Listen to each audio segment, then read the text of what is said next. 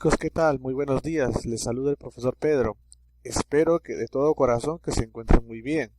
Hoy día vamos a empezar el tercer bimestre de este año educativo, chicos, de este año virtual, por decirlo de esta manera. Y el tema de este tercer bimestre, el primer tema, va a ser cómo se desarrollaron las culturas peruanas.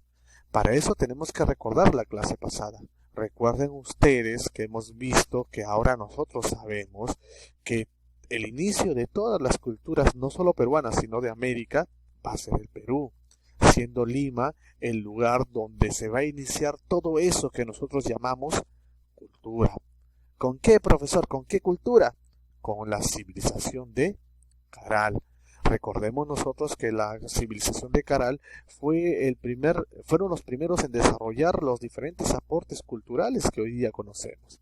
Claro, tenemos que entender que esos aportes culturales que inició Caral, con el tiempo, las futuras culturas que aparecerán, lo irán perfeccionando.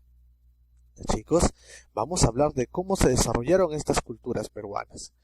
Primero tenemos que entender que todas las culturas peruanas van a estar ubicados en diferentes periodos. Van a existir 5 periodos. De esos 5 periodos vamos a encontrar 2 tipos de periodos. Unos periodos llamados horizontes y otros periodos llamados intermedios. Van a existir 3 tipos de horizontes y van a existir 2 tipos de intermedios. Profesor, ¿y habrá una diferencia entre horizonte y intermedio? Sí, hay una diferencia. Aquí les voy a mencionar, miren. Un horizonte es una época o una etapa o un periodo de la historia peruana donde una extensa región territorial, o sea, muchas regiones de nuestro país van a estar bajo el dominio de una sola cultura. Es por eso que se va a llamar horizonte. ¿Por qué? Porque una cultura va a dominar muchos territorios del actual Perú. Profesor, ¿y qué cosa es un intermedio? Un intermedio también va a ser una etapa, un periodo o una época de la historia peruana donde van a aparecer diferentes culturas en diferentes regiones de nuestro país. ¿Cuál es la diferencia? La diferencia es que estas culturas no van a dominar enormes extensiones de territorio, sino solamente una región. O sea, para hacer un resumen, un horizonte es cuando una cultura domina muchas regiones de nuestro país. Un intermedio es cuando aparecen muchas culturas en diferentes regiones de nuestro país y su alcance territorial no es mucho. Espero que me hayan entendido. Ahora vamos a pasar y vamos a hablar del primer periodo llamado horizonte temprano. ¿Ya? A este primer periodo también se le conoce como primera unificación andina. ¿Por qué unificación? ¿Por qué primera? Porque va a ser la primera vez en la cual una cultura va a aparecer y va a unificar a todas las personas de varias regiones. ¿Y por qué andina, profesor? Porque esa cultura se va a desarrollar o va a tener como capital o centro principal la sierra de nuestro país. Es por eso que al horizonte temprano también se le conoce como primera unificación andina. ¿Ya? En este periodo van a existir 2 culturas.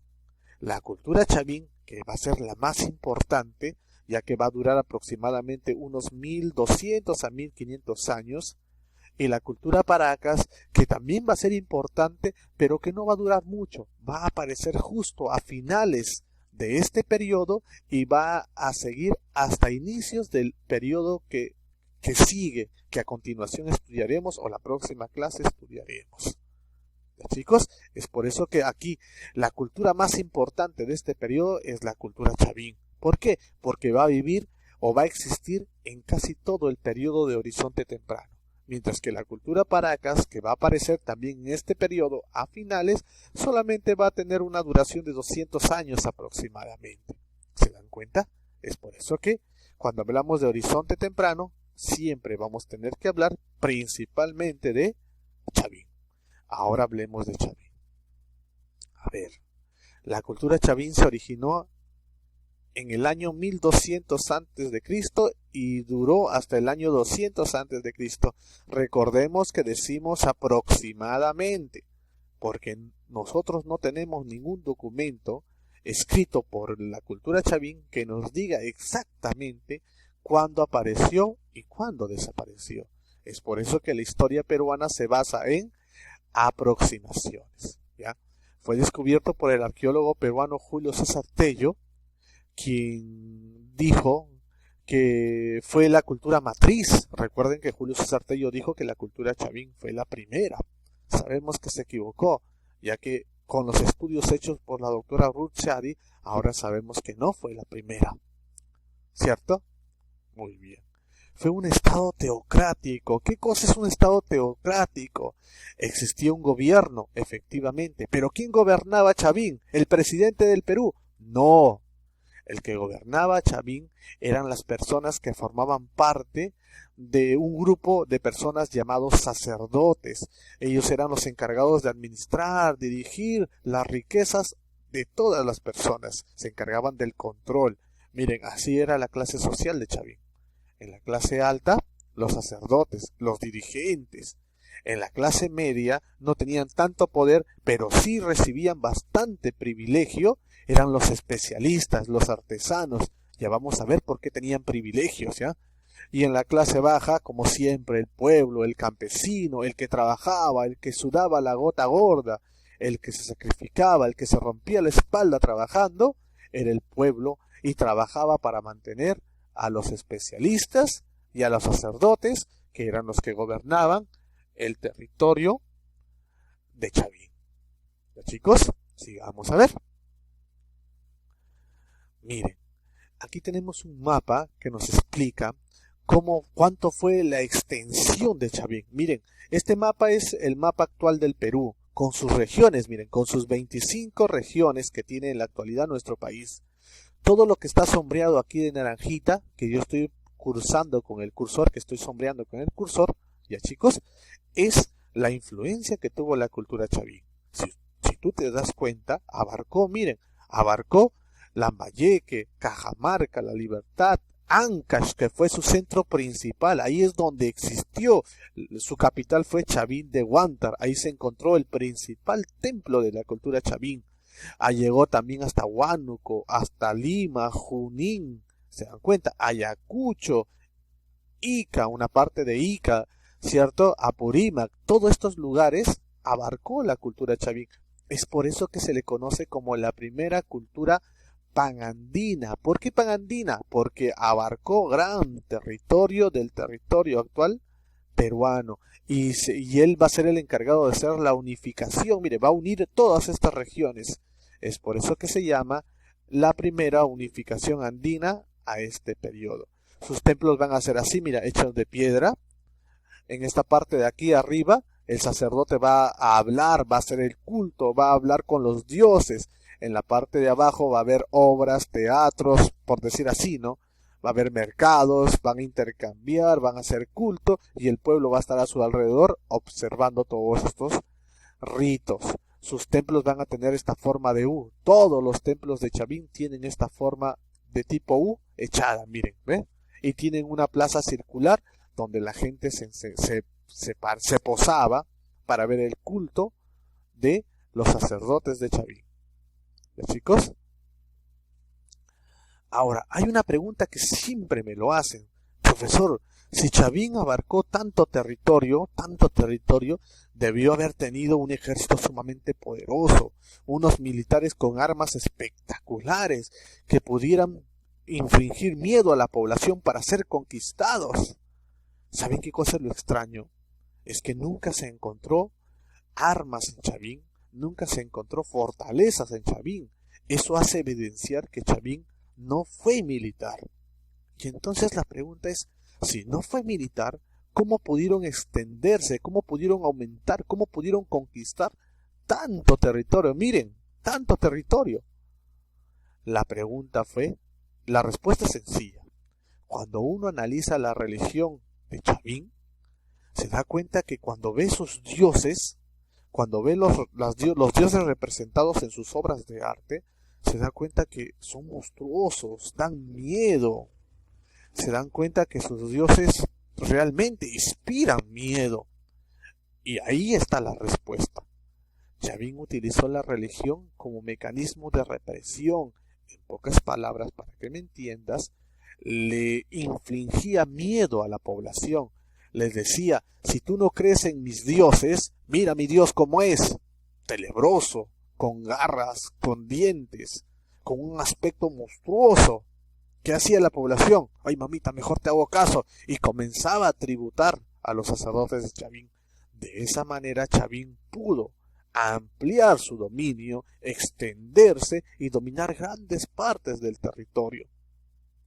Profesor, ¿y quiénes hacían esos dioses? ¿Y dónde estaban esos dioses? ¿Existían?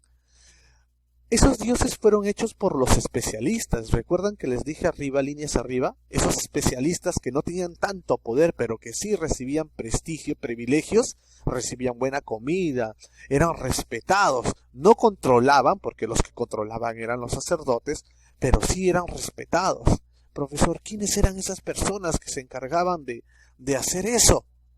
A esas personas se llamaban especialistas. ¿Y por qué se les llamaba especialistas, profesor? Porque tenían la habilidad de hacer algo que el pueblo no sabía, no podía hacer. Eran personas no comunes y corrientes, eran personas muy hábiles, trabajaban perfectamente algo. A esos se van a llamar especialistas. Vamos a ver qué cosas hacían los especialistas. A ver, chicos, vamos a hablar de todo lo que hicieron estos supuestos especialistas, como le estaba mencionando líneas arriba, chicos, ¿ya?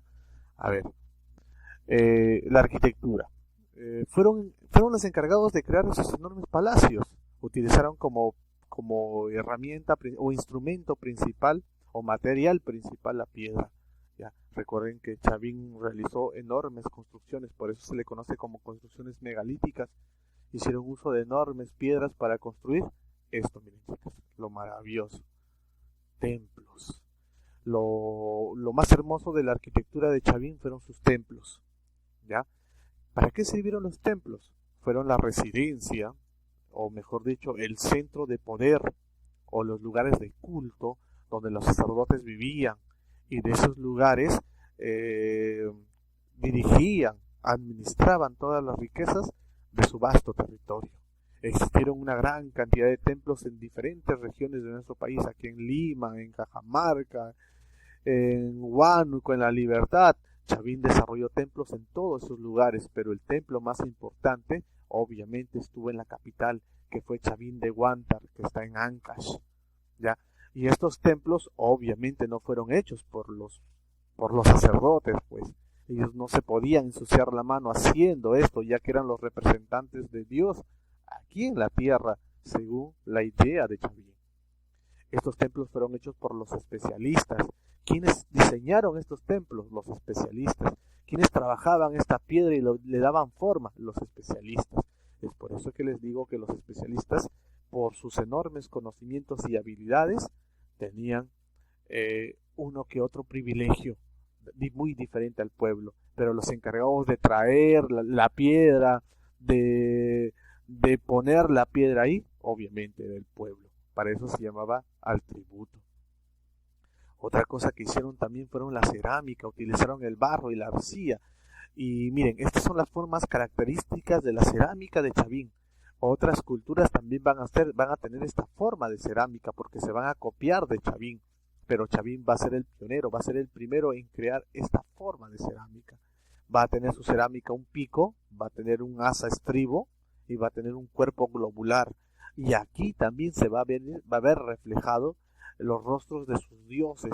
Como ustedes verán, su ojo aquí, su nariz, su boca, sus dientes. Miren, sus dientes filudos. Eso es lo que infligía miedo a la población. ¿Ya? Su cerámica fue monócroma. ¿Cómo monócroma, profesor? Pintaban la cerámica de un solo color. Utilizaron 3 colores, el rojo, el negro y el gris. Pero solamente pintaban de un solo color la cerámica. Chicos, el blanco también fue uno de sus colores. Vamos acá, la escultura. Bueno, la escultura fue el aporte cultural, ¿ya? Donde más destacó Chavín, fue lo más hermoso que hizo Chavín. Utilizaron como elemento principal la piedra. Imagínense, agarraban enormes bloques de piedra y le daban forma, ¿ya? Es por eso que fue muy importante y muy impresionante la escultura en Chavín. Es lo que más destaca de la cultura de Chavín. Y una de las características de su escultura es que siempre en la escultura reflejaban a sus dioses. Esos aspectos monstruosos, terroríficos, que infligían miedo a las personas, lo vamos a encontrar no solo en la cerámica también, pero donde se van a encontrar principalmente esa evidencia van a ser en su escultura. Por aquí tengo unos ejemplos de escultura. Miren, por ejemplo, todo esto fue hecho piedra, su escultura. El lanzón monolítico, aquí está reflejado su principal dios. Aquí encontramos al principal dios de Chavín. Ojo, yo no digo que el lanzón monolítico es su principal dios, digo que en esta piedra tallada, los hombres de Chavín, los especialistas, por órdenes de los sacerdotes, tallaron a su dios. La estela Raimondi también fue uno muy bonito donde está representado uno de sus dioses. Recuerden que Chavín fue politeísta, adoraban a muchos dioses, pero su principal fue el de aquí, ¿ya? Tenemos al obelisco de Tello, tenemos a las cabezas clavas. Todo esto se llamó escultura y fue hecha de piedra, fue hecha por base de piedra, ¿cierto? Imagínense, tallaban la piedra, por eso se le llamaron especialistas. ¿Tú crees que cualquier persona podía hacer esto? Ni siquiera nosotros podemos hacer esto, para eso tenemos que tener una habilidad. Es por eso que se les llamaba especialistas. ¿Ya, chicos? Bueno, todito eso fue Chavín, fue muy espectacular. ¿Se dan cuenta? El sacerdote era el que dirigía todo, los especialistas eran los que creaban toda esa hermosura que ahorita conocemos y el pueblo era el encargado de tributar para que esas dos clases sociales que estaban arriba, el sacerdote y los especialistas, puedan vivir muy cómodamente. Ya, chicos, yo les voy a dejar una pequeña actividad. ¿Cuáles son las actividades? Tienen que ver el video y entender la clase, obviamente. Tienen que copiar la clase en tu cuaderno. Ojo, copiar. Yo no acepto que pegues, por si acaso, ¿ya? Yo quiero que leas y escribas en tu cuaderno. Y la tarea aparte que les voy a dejar es buscar información. ¿Por qué razón desaparece Chavín? Ya les voy a dar una pequeña idea. Dicen que como Chavín vivió 1200 años en la historia del Perú, algunos historiadores, algunos científicos dicen que Chavín desaparece porque las personas comenzaron o dejaron de creer en sus dioses. Algunos dicen que los templos dejaron de tener importancia porque va a aparecer un grupo de personas que ya no va a tener miedo a estas piedras. Van a decir, estos no son dioses, estas son piedras, así que yo no puedo tener miedo a estas piedras. Y van a comenzar a rebelarse y van a comenzar a desafiar a los sacerdotes. A ese nuevo grupo de personas se le va a llamar militares. ¿Ya? Hay una hipótesis que dice que los militares van a ser los que van a terminar reemplazando a los gobernantes de Chavín. En el próximo periodo que vamos a estudiar, vamos a ver que los militares ahora van a ser los que gobiernan, pero siempre como amigo, como aliado, van a tener a los sacerdotes. ¿Está bien? Eso ya lo vamos a ver en la clase pasada. Ojo, recuerden que falta una cultura en este periodo, la cultura Paracas. Eso va a ser la clase próxima, la cultura Paracas. Es una cultura de transición. Ya lo vamos a ver. Ya, chicos, gracias. Espero que hayan entendido y cuídense un montón. La clase lo espero en la noche. Cuídense.